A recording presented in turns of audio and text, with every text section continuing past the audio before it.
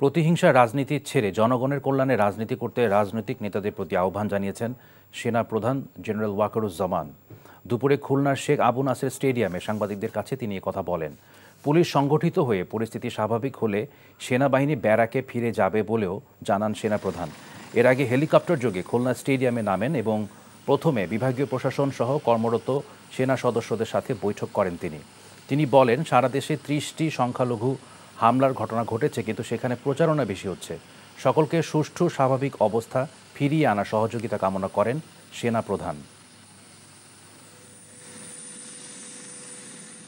Political rivalry থাকতে পারে এবং অতীতেও যখন রাজনীতি ছিল তখন এই ধরনের কিছু রাজনৈতিক সংঘর্ষ হয়েছে এই দেশে, যেটা কাম্য না।